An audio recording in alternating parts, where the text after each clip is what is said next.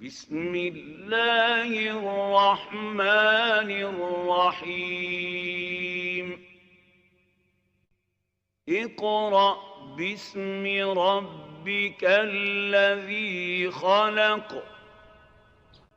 خلق الإنسان من علق اقرأ وربك الأكرم الذي علم بالقلم علم الإنسان ما لم يعلم. بسم الله الرحمن الرحيم. الحمد لله رب العالمين، والصلاة والسلام على نبينا محمد وعلى آله وصحبه أجمعين، أما بعد، فيا أخوتي وأحبتي في الله، السلام عليكم ورحمة الله وبركاته። إن شاء الله هي የዛሬው ደርሳችን ሶስተኛው የፍጻሜው ታሪክ ተከታታይ የአሽራጥ ሰዓ የቂያማ ቀን ምልክቶች ትምህርት ነው። ኢንሻአላህ ይሄ ትምህርት ለሁሉም እንዲዳረስ ኢንሻአላህ ሁላችሁም የበኩላችሁን አስተዋጽኦ እንድታረጉ፣ ሰብስክራይብ እንድታረጉ፣ ላይክ እና ሼር እንድታረጉ አደራላችኋለሁ። ሌሎችም በተጠቀሙ ቁጥር እኔም እናንተም አጅራችን ከፍ ይላል ማለት ነው ኢንሻአላህ። ዛሬ ራሴንና እናንተንም ማስታውሰው አንድ ሐዲስ ነው።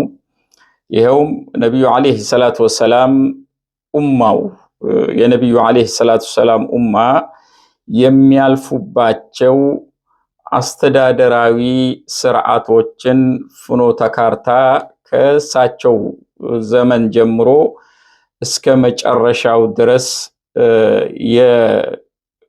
የነገሩንን ወይም የተነበዩትን ነው የምንመለከተው። ይህንን ማወቃችን እኛ አሁን የትኛው የአስተዳደር ስርዓት ወይም የፖለቲካ ስርዓት ውስጥ ነው ያለነው፣ ወዴትስ ነው እየሄድን ያለነው የሚለውን የሚጠቅመን ስለሚሆን ነው ማለት ነው።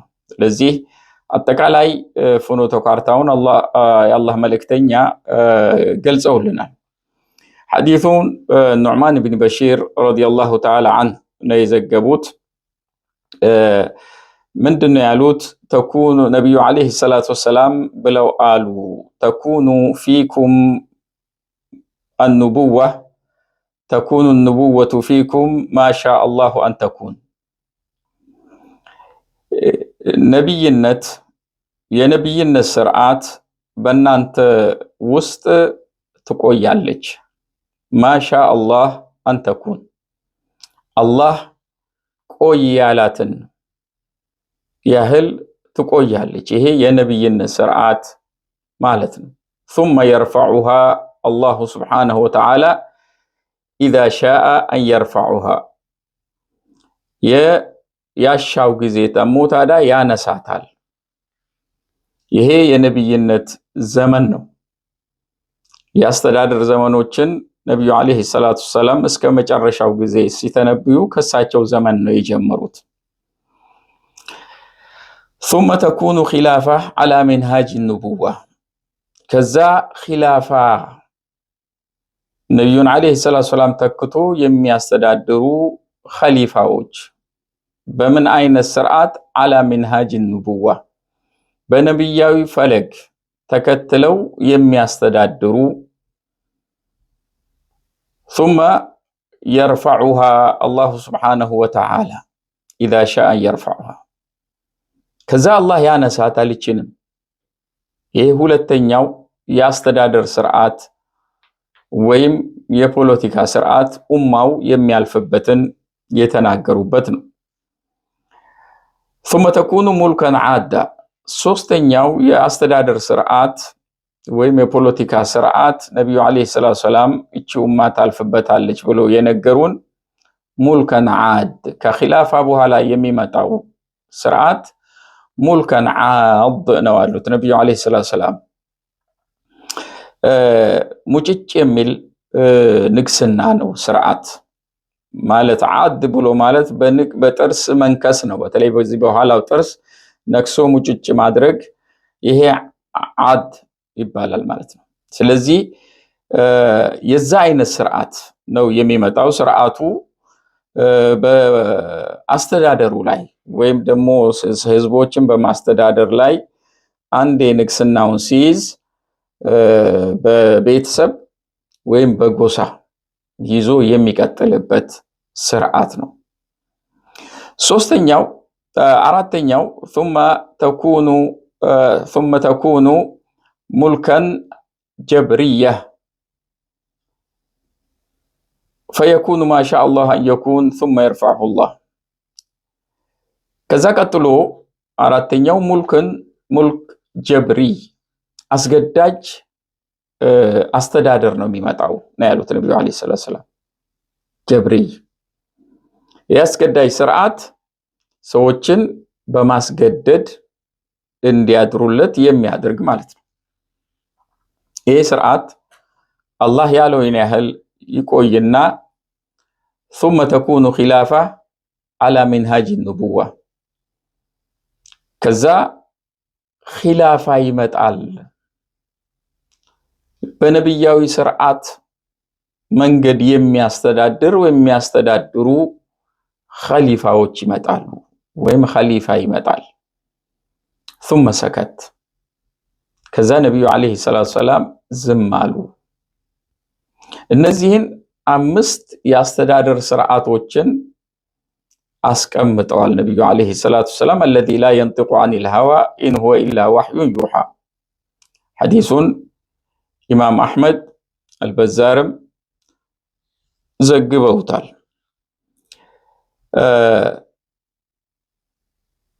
ስንተነትነው ታዲያ ይሄ ሐዲስ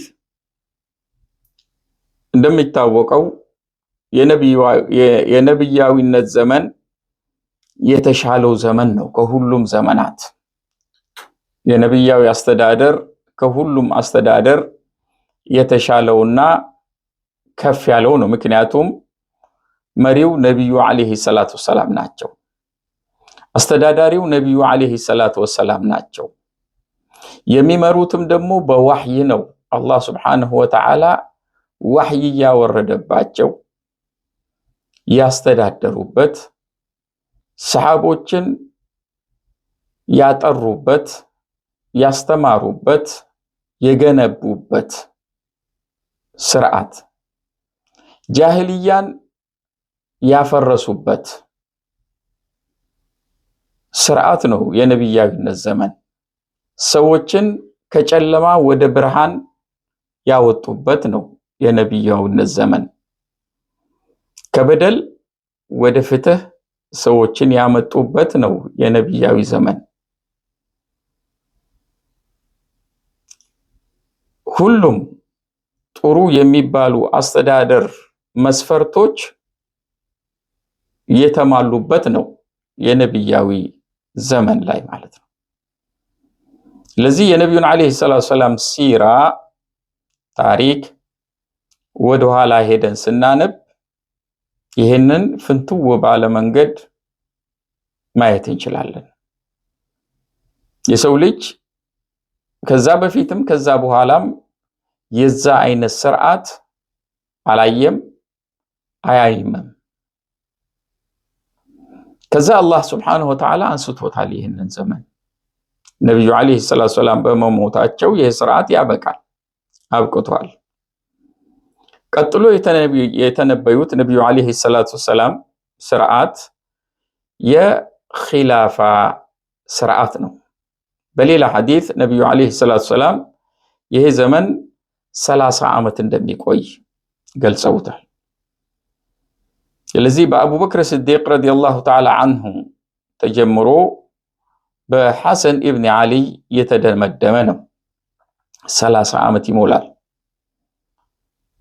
ሐሰን ኢብኑ ዓሊ 6 ወር በዚህ 30 ዓመት ነብዩ አለይሂ ሰላም ባስቀመጡበት 6 ወር አስተዳድረው ለሙዓዊያ በሱልህ በስምምነት በእርቅ አሳልፈው ስልጣናቸውን የሰጡበት ሁኔታ አለ። ያ በታሪክ የተመዘገበ ነው። ታዲያ ያ ኺላፋ አላ ሚንሃጅ ንቡዋ ነው። አላ ሚንሃጅ ንቡዋ ብሎ ማለት በነቢያዊ ፈለግ መሰረት የሚያስተዳድሩ እና አቡበክር ስዲቅ፣ ዑመር ብን አልኸጣብ፣ ዑስማን ብን ዓፋን፣ ዓሊይ ብን አቢ ጣሊብ እንደዚሁም አልሐሰን ኢብን ዓሊይ ብን አቢ ጣሊብ ረዲየላሁ ተዓላ አንሁም አጅመዒን ሁላቸውንም የነዚህ ሰዎች አስተዳደር በነቢያዊ ፈለግ አስተዳደር ስር ነበረ። ነቢዩ ዓለይሂ ሰላቱ ወሰላም ባስተማሯቸው ቁርአንና የነቢዩን ዓለይሂ ሰላቱ ወሰላም ሱናን በማስቀደም ስሜታቸውን በመርገጥ ሹራን በማስቀደም ያስተዳደሩበት እነ አቡበክር ስዲቅ እነ ዑመር ብን አልኸጣብ መሪ ሆነው ግን ከተራ ህዝብ የማይለዩ ነበሩ። ሰዎች የማያውቃቸው ሰው ከመጣ ከሰው መካከል አይለያቸውም ነበር። ይሄ ነው አሚረል ሙእሚኒን ወይም ይሄ ነው ኸሊፋ ብሎ መለየት የማይችልበት ሁኔታ ላይ ነበሩ። ቤታቸው መደበኛ ቤት ነው፣ እንደሌሎቹ ሳይሾሙ በፊት የነበራቸው ቤት ውስጥ የሚኖሩ መሪዎች ነበሩ። ታዲያ በአላህ ቁርአን በነቢዩ ዓለይሂ ሰላቱ ወሰላም ሱና እንደዚሁም ደግሞ በሹራ በጎሳ ሳይሆን ከአባት ወደ ልጅ ሳይሆን በምክክር የሚመረጡ ወይም የተመረጡ ነበሩ። ከነቢዩ ዓለይሂ ሰላቱ ወሰላም ዘመን ቀጥሎ ታዲያ የተሻለው ዘመን ቢኖር ይሄ የኺላፋ ዘመን ነው። የኺላፋ ዘመን ነው። ይህም ዘመን አልፏል። ከዛ ነቢዩ ዓለይሂ ሰላቱ ወሰላም የተነበዩት ሶስተኛው የአስተዳደር ስርዓት ወይም የፖለቲካ ስርዓት ሙልከን ዓድ፣ ነካሽ ስልጣኑ ላይ ንክስ ብሎ የሚይዝ ማለት ነው። ያ ነው የተተካው። የተጀመረው በሙዓውያ ብን አቢ ሱፊያን ረዲየላሁ ተዓላ ዐንሁ፣ የተደመደመው ደግሞ በአልኺላፋ አልዑስማንያ በዑስማንዮች ኺላፋ የተደመደመች ነች። ረጅም ዘመን ነው የቆየው። ይሄ ሙልከን ዓድ ወይ በቤተሰብ ከአባት ወደ ልጅ በሚተላለፍ ስርዓት ወይ ከዛ አለፍ ካለ ደግሞ በጎሳው ውስጥ የሚተላለፍ ስርዓት ሆኖ የኡመውያ አስተዳደር፣ የአባሲዮች እንደዚሁም መማሊኮች፣ ከዛ በኋላ የዑስማንዮች ኺላፋ የተደመደመበት ይሄ ስርዓት መገለጫው በሸሪዓ ነው የሚተዳደረው። በሸሪዓ ነው የሚተዳደሩት። መሪዎቹ ሁላቸው ሙስሊሞች ናቸው። ህዝቦቻቸውንም ደግሞ የሚያስተዳድሩት በሸሪዓ ነው። እንደዚሁም ደግሞ ትንኮሳ የሚያረጉት የሚያጠቁት እነዚህ ሰዎች በስልጣናቸው የመጣውን ነው። ከዛ በተረፈ ዲንን ያስተምራሉ። ዲንን በሙስሊሙ ሀገር ውስጥ ያስተምራሉ። ከሙስሊሙ ዓለም ውጭም ደግሞ እምነቱን በጂሃድ ያስፋፋሉ። የሙስሊሞችንም መብት ያስጠብቃሉ። ይሄ ነው መገለጫው። ኡማውን አንድ ያደረጉበት፣ ኡማው በአብዛኛው የተሰባሰበበት ስርዓት ነው ሙልክ አልዓድ የተባለው። ነገር ግን ይህም ዘመን አለፈና ሙልክ አልጀብሪ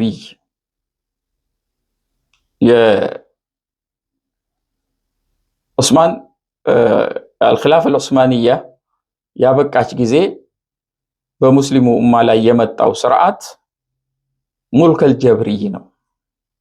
አስገዳጅ አስተዳደር።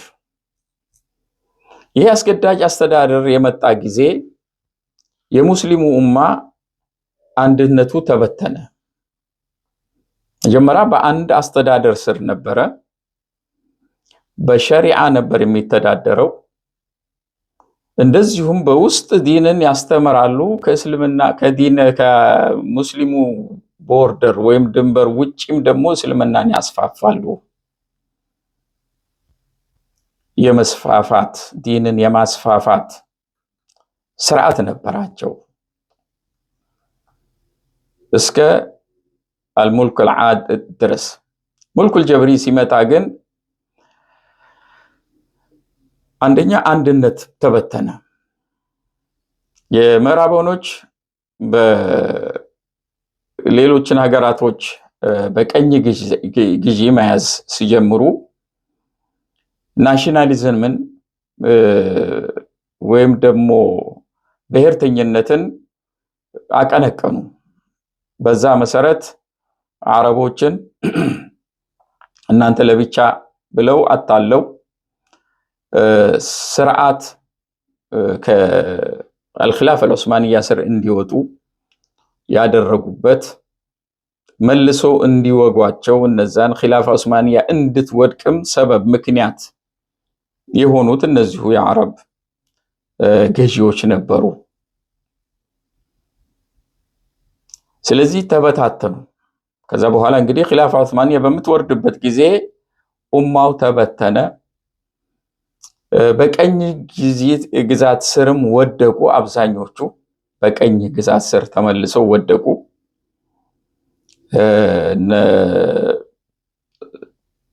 ግብጽ፣ ኖርዝ አፍሪካ በአጠቃላይ ቅኝ ግዛት ስር ውስጥ ገባ። ምስራቅ የሙስሊሙ ክፍልም እንደዚሁ ቅኝ ግዛት ስር ገባ።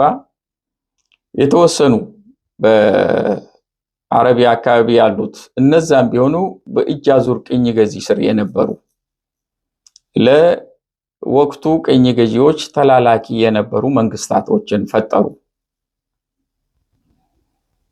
ስለዚህ የሙስሊሙ አንድነት ፈረሰ። አሁን በሙልክ አልጀብሪ ጊዜ የድሮዎቹ የሚያስገድዱ ወይም ደግሞ የሚተኗኮሱ በስልጣናቸው ስትመጣ ነው።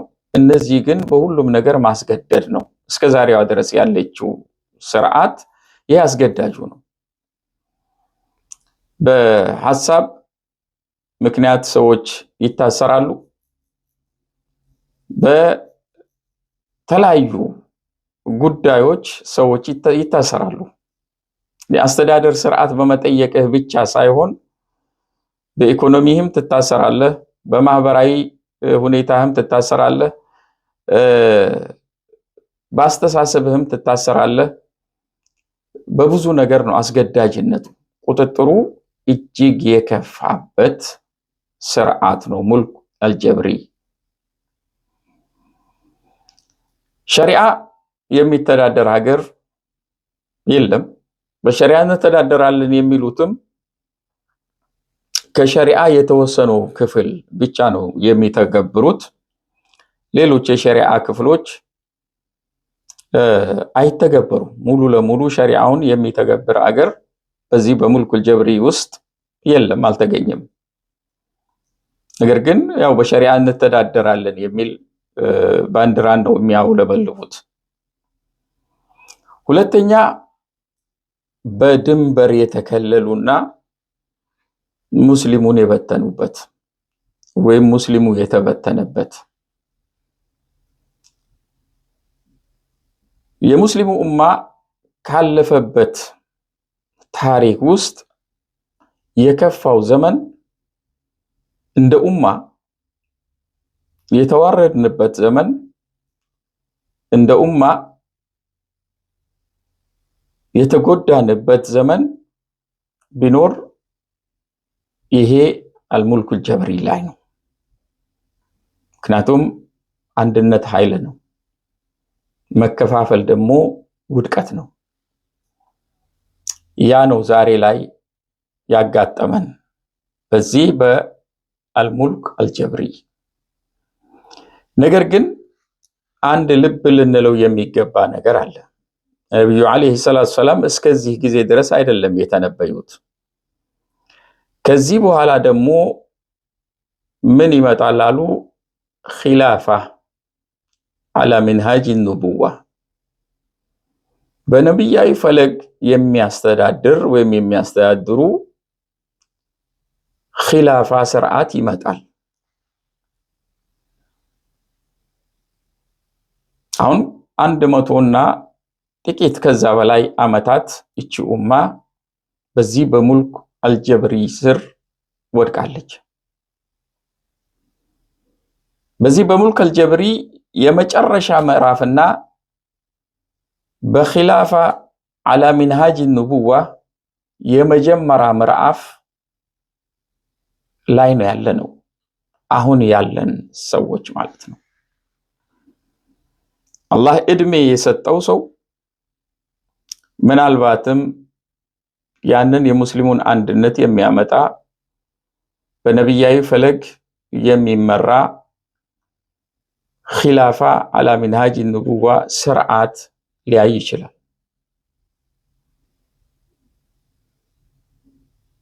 በመጨረሻዎቹ የሙልኩል ጀብሪ ምዕራፍ ላይ ነው ያለነው። በመጀመሪያው የኺላፋ አላ ሚንሃጅ ኑቡዋ ወቅት ላይ ነው ያለነው። ስለዚህ በዚህ ጊዜ ምንድነው ማድረግ ያለብን?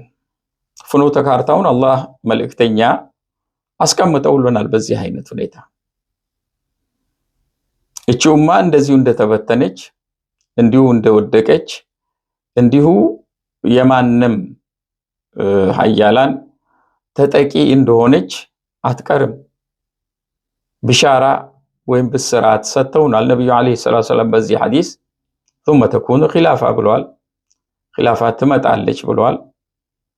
ያቺ ወቅት መምጫዋ ላይ ነው ያለነው። ስለዚህ እኛ በዚህ ጊዜ ማድረግ ያለብን እያንዳንዱ ሙስሊም እንደ ግል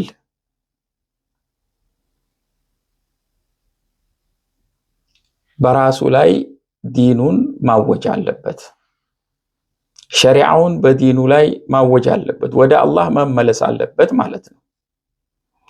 ዲንን እንደ ቢፌ የምንፈልገውን ነገር እየመረጥን የማይመቸንን ነገር እየተውን ከአላህ ነስር ማግኘት አንችልም።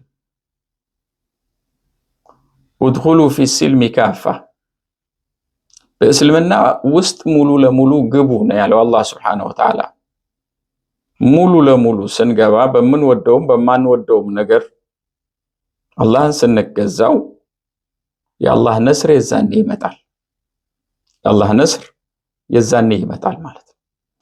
ስለዚህ ራሳችንን ኢማናችን ላይ መስራት ነው የመጀመሪያው። ሰዎች በድንበር ከፋፍለውናል፣ በመዝሃብ ከፋፍለውናል፣ በጎሳ ከፋፍለውናል። የመጨረሻ ውድቀትና የውድቀት ውድቀት ውስጥ ነው ያለነው። አላህ ሱብሓነሁ ወተዓላ ሸሪዓ ውስጥ እነዚህ ነገሮች ቦታ የላቸውም። ድንበርም መዛሂቦችም እንደዚሁም ደግሞ ጎሳ በዚህ መከፋፈል ምክንያት አይደለም በሸሪዓ። ሁወ ሰማኩሙል ሙስሊሚን፣ አላህ ነው ሙስሊሞች ብሎ የሰየማችሁ ብሎ ያለንን እስልምናን ስም አድርጎ የሰጠንን ከዛ መልስ ወርደን በችርቻሮ እገሌ እንደዚህ ነው፣ እገሌ እንደዚህ ነው፣ እገሌ እንደዚህ ነው ብለን ከዚህ በፊት በተሰጠን ስሞች እርስ በርስ የምንፈራረጅበት ዘመን ሊያበቃ ይገባል። የአላህ ነስር ለማግኘት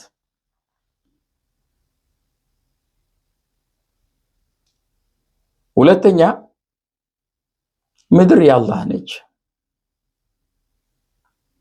ሰዎች ከፋፍሎ ይሄ የገሌ ነው ይሄ የገሌ ነው ይሄ የገሌ ነው ያሉት የዛሬ 100 ዓመት ነው። ምዕራቦኖች ቀጥ አድርጎ መስመር አድርጎ ሁለት ሰዎች በተስማሙበት እርስ በርስ ይፋጃል። ዛሬ የሰው ልጅ ሙስሊሙ ከዚህ በላይ ማለፍ አለበት። ሙስሊሙ ማህበረሰብ መንቃት አለበት። ኺላፋ አላ ሚንሃጅ ኑቡዋ በሚመጣበት ጊዜ እነዚህ ድንበሮች ይጠፋሉ። የሙስሊሙ ዓለም አንድ ዓለም ይሆናል። እንደ ትላንቱ አንድ ዓለም በሚሆንበት ጊዜ ሌሎች ዓለማቶች ይኖራሉ። ያልሰለሙ የማይሰልሙ ሰዎች አሉ። ግን ኺላፋ አላ ሚንሃጅ ኑቡዋ በሚመጣበት ጊዜ ሀያል መንግስት ነው የሚሆነው። ሀያል መንግስት የራሱ የሆነ ስርዓት ያለው ሚንሃጅ ኑቡዋ መሰረት ይህንን ሞዴል ለዓለም የሚያሳይበት ነብዩ አለይሂ ሰላቱ ወሰላም ያ ሰው በሚመጣበት ጊዜ ኸሊፋው በሚመጣበት ጊዜ ይዋፊቁ ስሙሁ እስሚ ስሙ ከኔ ስም ጋር ይመሳሰላል። ወስሙ አቢሂ እስሚ አቢ የአባትየውም ስም የአባቴን ስም ጋር ይገጣጠማል። ሙሐመድ ኢብኑ አብድላህ ይባላል ማለት ነው። ይሄ ሰው ከነቢዩ አለይሂ ሰላቱ ሰላም ቤተሰብ ውስጥ የሚወጣ ቁረይሺ ነው። የምለኡል አርዳ አድላ